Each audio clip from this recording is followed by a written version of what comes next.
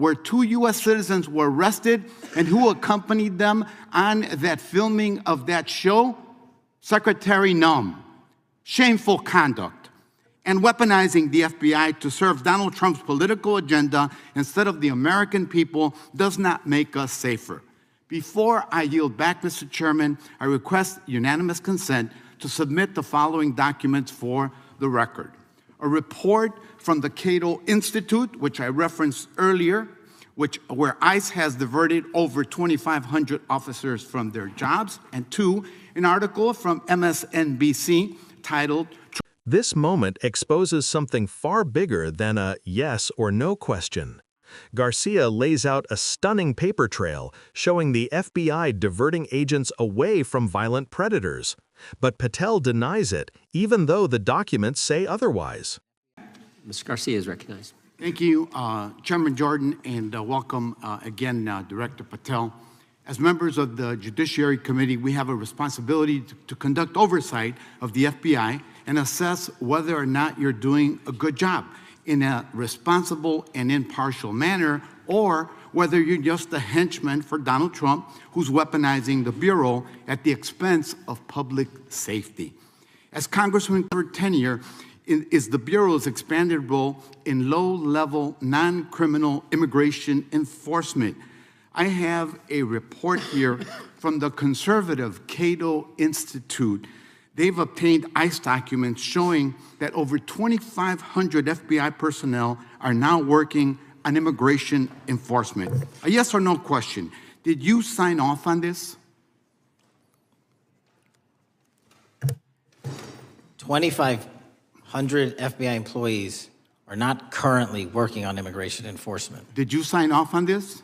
On the Cato report? On the 2,500 personnel, FBI personnel that have been reported to now be working on immigration enforcement. I couldn't have signed off on it because it's not happening. You can call it whatever you want, but the reality is that over 2,000 personnel individuals are now working at ICE instead of their jobs. I want to follow up on something that Senator Durbin asked you about yesterday. This article from MSNBC reports that nearly every agent on Baltimore's domestic terrorism unit, who was, by the way, investigating the 764 network of child predators, was diverted to work on immigration enforcement full-time. That forced them to, and I quote him, walk away from investigations of a network of violent predators that targets and exploits children online. Yes or no? Were you aware that this happened, and did you sign off on it? The premise is false. The 764 network in Baltimore is taken down, and FBI agents do double and triple duty all the time. I'm reclaiming my time. You told Senator Durbin yesterday you didn't know about it, so your testimony is inconsistent today. No, I found Final out. question. Let me ask you, again, a yes or no question. Are you aware that agents have been told by supervisors not to documenting their shifting of resources toward immigration-related work? That's a literal another falsehood. It's impossible to move a human being without documenting that work. As FBI director, you must be transparent with Congress. You need to provide us information about how many agents have been diverted to non-criminal immigration enforcement, why the Baltimore unit was dismantled, and whether there's a cover-up of what's happening under your leadership, because this goes to the heart of whether or not you're carrying out the stated mission of the FBI, keeping our communities safe. Diverting FBI agents from investigating violent child predators doesn't make us safer. Using FBI resources to target parents, children, and other immigrants for low-level, non-criminal enforcement doesn't make us safer. Enabling violent, lawless conduct by federal enforcement doesn't make us safer. As we saw last week when an ICE officer killed one of my constituents. And I know that the FBI has been involved in that investigation. And yesterday, ICE did a raid in the suburb of Elgin where 2 U.S. citizens were arrested, and who accompanied them on that filming of that show? Secretary Nunn. Shameful conduct.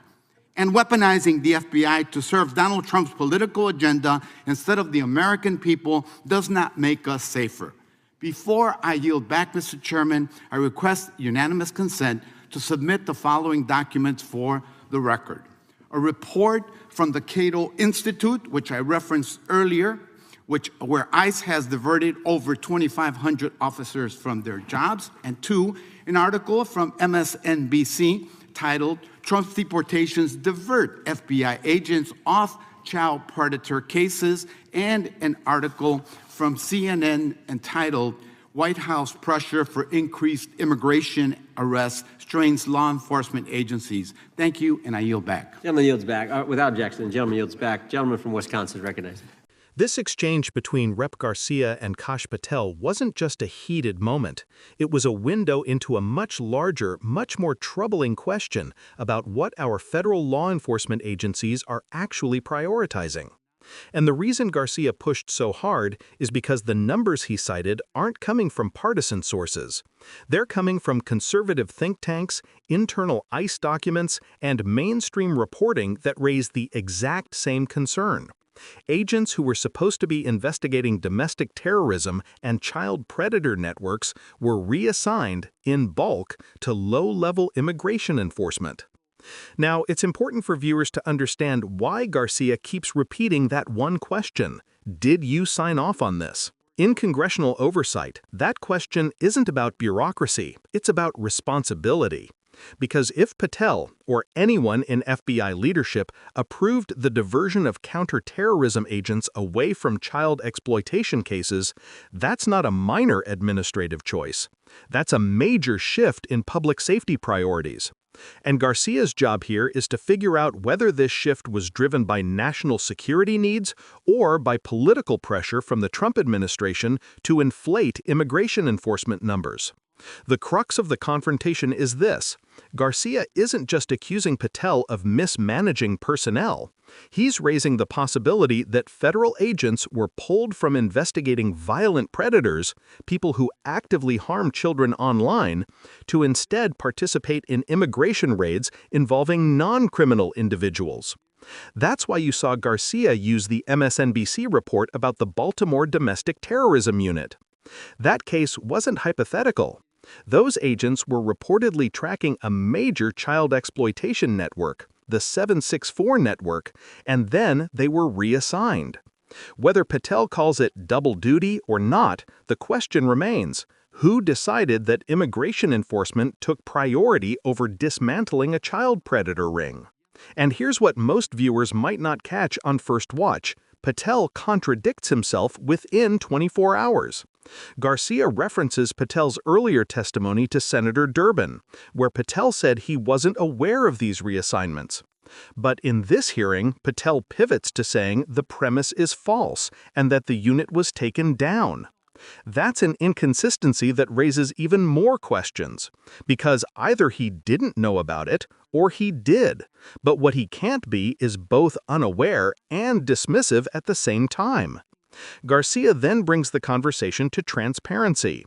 If supervisors instructed agents not to document these personnel shifts, something Patel calls impossible, that's not a procedural issue.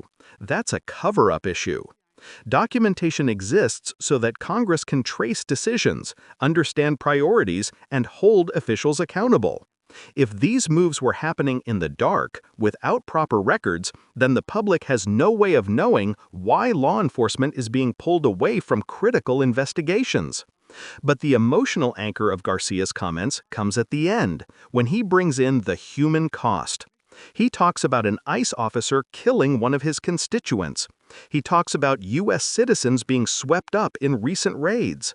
And then he links it all back to the question of who's actually being made safer. Because if the FBI is shifting resources away from violent crimes and into politically motivated crackdowns, then communities aren't safer. They're more vulnerable.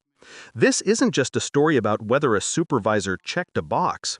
It's about whether law enforcement is being weaponized, whether political agendas are shaping investigative priorities, and whether vulnerable children are paying the price for bureaucratic decisions that the public never hears about until something goes wrong. That's why Garcia demanded clarity. That's why he insisted on documentation. And that's why this exchange matters beyond the soundbite. It's a mirror reflecting the deeper tension between public safety and political pressure, what the FBI is supposed to be versus what some leaders may be trying to turn it into.